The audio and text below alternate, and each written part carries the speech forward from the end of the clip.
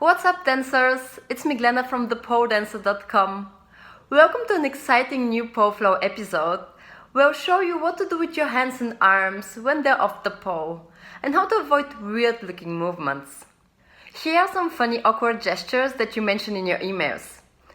Zombie hands, limb hands, mitten hands, walk like an Egyptian arms, my favorite, waving like a bird, ready to take off, and so on. Thanks to everyone who shared the experience with me. I hope that this tutorial will help you look and feel more natural. There are many different ways to play with your hands and arms, depending on the music and depending on your style. You can get really creative, and I'll show you more explorative ideas in the next video. But today we're gonna keep it simple. First, I'll show you how to avoid overly relaxed hands and wrists and overly tensed arms and fingers. In the second part of this video, I'll show you how to use your arms to create beautiful lines on the pole. Based on your feedback, I collected the moves that feel most challenging for you, and I'll show you some ideas on what to do with your arms when you find yourself in these type of moves. Now let's get started. Most ballet schools teach to keep the thumb and middle finger together, or to lift the pinky. I think it's burlesque where they keep the middle and ring finger together and spread the other fingers apart. I'd recommend not to worry too much about holding your fingers in a certain position. It might get confusing and feel even more awkward. Here's how you can keep it simple and natural. Keep your chest up. Pull your shoulders up and then down and away from your ears while you extend your arms to the side. This will lengthen them all the way to your fingertips. Repeat 5 times and feel how this engages your back. When your arms are out, your elbows can be pointing up or down depending on the movement you're doing. Keep your hands and shoulders fixed in the same position and play with lifting your elbows up and down for 10 times. Make sure that your shoulders remain down all the time. For now, keep your elbows down. Wrists. If your wrist is too relaxed, your hand is going to look dead. Avoid this. If your wrist is too tense, besides a flexion, you're most probably going to see the tension in your fingers. Avoid this too. Instead, think of your wrist as an extension of your arms. Check out this easy exercise. Straighten completely your arms and your hands. Imagine someone pulling them out. Now soften only your elbows and your fingers. There you go, natural arms, not too relaxed and not too tensed. Repeat 5 times. This exercise is probably the fastest way to check if your arms are in a natural position. Last but not least, the fingers are relaxed with a bit of space in between. If you have the impression that your hands look big, check if you may be spreading your fingers too wide. Also keep the thumb in front of your palm. Avoid mitten hands where the fingers touch each other. Let's practice some movements that you're going to need later on the pole. You can do small waves with your arms towards and away from your body. The shoulders don't move and the movement is initiated only by the elbows. Turn your elbows up to raise your arms and down to lower them. Notice that my hands are relaxed but not dead. A helpful visualization for soft arms is to imagine that you're moving through water. Repeat the same movement with each arm separately. Make sure to relax the passive, not working arm. Finally, practice alternating both arms for 20 to 30 seconds. This is what it looks like when you're not moving your elbows at all, and also when the movement is initiated by the arms instead of the elbows. You can also use your shoulders to initiate a movement. Pull your shoulder forward and let the arm follow. Pull it back and let the arm follow. It looks like waves in front and behind your body. Change arms and finally alternate both arms. Repeat 10 times. A common mistake is to keep your arms close to your body. Let them reach further out and imagine that your arms start at the bottom part of your shoulder blades. Next, draw big circles with your arm to the back. Again, your elbow is leading the movement. As a result, your arm is rotating internally and externally, This means that at the lowest point, your elbow should turn to the ceiling and your hand to the floor. Open up your chest to lengthen your lines. Look at the difference between a stiff and an open chest, between circling and reaching out. Change directions and circle forward. Here's the switch between external and internal rotation even more obvious. It happens when your arm is above your head. Again, think of moving through water. Repeat the same with the other arm. Last exercise you need later on the pole is similar to the backward circle, but this time your hand is brushing in front of your chest. Imagine that you're wearing a jacket and you're pulling up its zipper all the way above your head. Especially in laybacks and inverted pole moves, you can use this arm movement to accentuate and lengthen shapes. I'll show you in a second how you can use all of these exercises on the pole. Now I know that sometimes, not always, but sometimes, especially with new movements, the more you focus on something, the more forced and awkward it starts to feel. Practice doesn't always give immediate results. Sometimes the results come when you let go of the focus. That's why I recommend to practice these exercises for a few minutes, then slowly transfer them into a more free movement, and then let go completely of the focus. At this point, your arms and hands should start to look and feel more natural, because the sensation from the previous exercises has remained in your body, but you don't need to think about it anymore. Before we move to the pole, a little reminder that you can use the flow sequences from my Flow Warmup to soften your arms as well as the rest of your body, to improve your range of motion, and ultimately to become more confident in dancing. It's for free and you can get it on the poledancer.com/flowwarmup. The link is in the description below. The way you grab the pole is a part of your dance. Don't just grab it. A better way is to slowly slide up your hand with the palm touching the pole. Wrap your fingers around starting with the pinky. You can also think of the longest path your arm can take before it grabs the pole. When you walk around the pole, you should be leaning out slightly. This means that naturally there will be space between your free arm and your body. Keep that space when you walk. Let your chest lead and keep your arms slightly to the back. Imagine holding a cape behind you. If you lift your hand a bit higher but keep your elbow in, your posture will become immediately more majestic. Relax your fingers and beware of the zombie hand effect. Remember the previous exercise. Straighten your arm, then relax just your elbow and your fingers. For me, personally, the most natural and pretty way of walking is waving gently with the free arm. Just like your arm swing during a regular walk, but in a more pretty way. Find your own rhythm and maybe you'll find out that this approach works also best for you.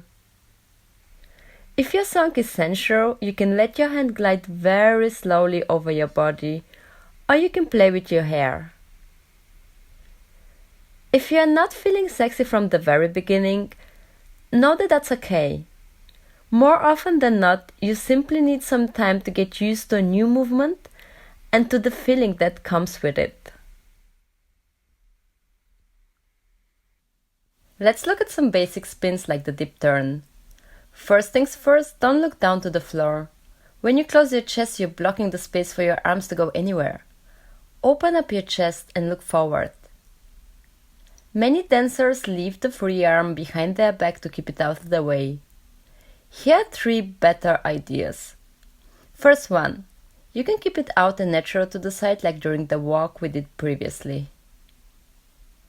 Second, and my favorite one, brush with your hand in front of your chest and reach out to the side.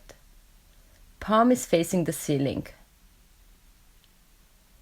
And third one, remember the complete arm circles to the back? It's exactly that same arm movement. Be aware that this variation could give you a bit more momentum than usual. Pirouettes. The most common mistake is to hold on to the pole with the bottom hand. The purpose of this hand is to make the momentum and the balance easier. Don't get stuck here. Use the palm of your hand to push gently off the pole and to turn. This is going to lift your pirouettes much higher. As soon as you turn under the top arm, open up your chest, let your arm reach to the side and soften your elbow. Loop it and try to always reach out with your arm before you grab the pole again. In pirouettes which use the outside hand in a tray grip, the practical purpose of the free arm, and that's its only purpose in this move, is to help you balance. Keep it rounded at chest height and close to your body. If you open it out, this could affect your balance. Also, if you let it hang down, you feel heavy and will prevent you lift high on your toes. It might feel easier to turn more than once, but if you want to loop this sequence like me, slow it down. After exactly one turn, grab the pole with the inside hand and step with the inside leg. Repeat. Outside arm and leg start the turn, inside arm and leg finish it. To make it bigger and prettier, reach out with the outside arm before you grab the pole again. The concept of reaching out big with your arms helps for many basic spins and generally for dancing. Challenge yourself to keep your chest open and create big movements. Then the arm position will come naturally. You can use the arm exercises we did previously off the pole and play with them on the pole, using just simple steps and not necessarily any specific pole moves. Just move and allow yourself to make mistakes and weird-looking movements. This is where you can discover what looks and feels best for you. But what do we do with our arms when we are high on the pole? Should we move or keep them still? Where do we put them? Here are 2 rules that might help you. First, ask yourself, can I continue the movement with my arms for a bit longer? And second, how can I lengthen the lines of my shape to make it appear bigger, bendier, and prettier? Do you remember your first figurehead move, also known as hood ornament? Did you also used to wonder how to hold your hands so you don't look like a zombie? Waking up the wrists is the first step. Keep tension in your wrists but relax your fingers. Additionally, you can extend your outside arm above your head and open up your chest to the ceiling. Also play with drawing circles like in the preparation exercises. Look at the mirror and explore how you can make the lines longer and the shape bendier without losing the grip of your inside arm. A layback on the pole is similar to a layback or back bend from the floor. Imagine pulling up a zipper that lifts your ribs higher, bends your back further and lengthens your neck. Extend your arm overhead and relax your fingers, but don't relax your wrist completely. When you reach the furthest point, you can smell at your armpit. No, just checking if you're still following. Don't smell at your armpit. You can pause shortly, but don't stay long in this pose. Continue the circle and let your arm help you come up. You can also reverse the arm movement slowly. Let your arm glide along your head, hair and body. Push your leg down to come up. Here's the back bend in a normal speed.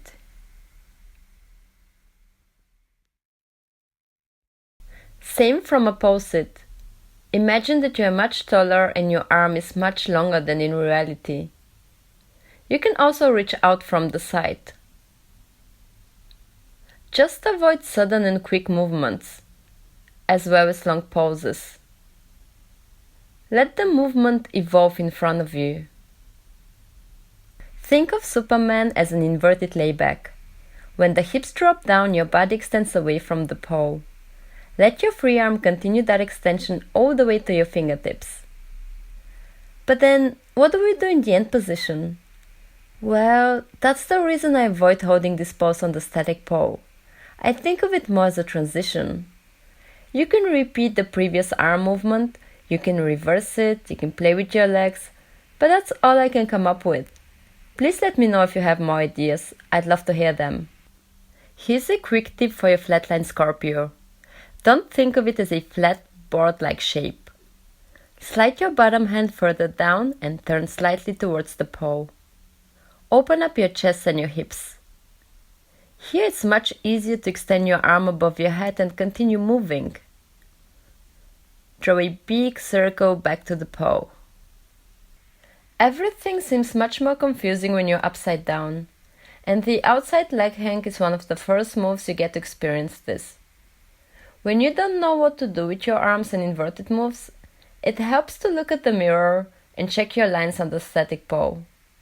How do your arms affect your shape? How can you make it bigger, bendier, and prettier?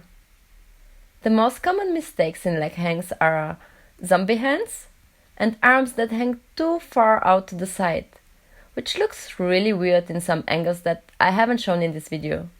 In this case, bring the tension back into your arms, pull them closer to your body, straighten them towards your feet, and soften slightly your elbows and your fingers. But there's much more you can do in this position. You can use the zipper visualization to extend your arm overhead. You can circle to the side. It's also very pretty when you keep your inside hand behind your inside thigh and reach with the other arm overhead, palm facing the ceiling. Finally, you can let your hand glide along the side of your face and your body. Same cues help in other inverted moves like remi-sit and cross-knee release. Additionally, when both arms are off the paw, you can bring your hands together and keep your elbows either facing the floor or facing the ceiling. You can extend the arms in the opposite directions to make the lines appear longer. Of course, you can also keep them close to your body, but that could also look a bit static and tensed. One more mistake that's very common, and I've been doing it for a while myself, is the arm position in Jasmine. Don't let your arm hang to the side. Extend it above your head. Although Jasmine is often used as a transition, don't rush through it. Take a few seconds to stretch your arm to the maximum or circle above your head. You can apply this to many other paw moves. Can I reach out with my arms? Can I use them to extend and continue a movement even further or reverse it? How can I use them to lengthen the lines of my body and to make shapes appear bigger and bendier? These are some ideas on what to do with your arms and hands when they're off the paw. But I don't want you to get stuck just here. Explore more creative ways to be expressive. I shared 3 of my favorite Instagram videos on thepawdance.com. The link is in the description below. Look how the pros use their arms and hands to create beautiful lines and shapes on and off the paw. I'll show you more explorative ideas in the next video. Don't miss it. Sign up to my email list on thepawdance.com and follow me on YouTube, Instagram and Facebook.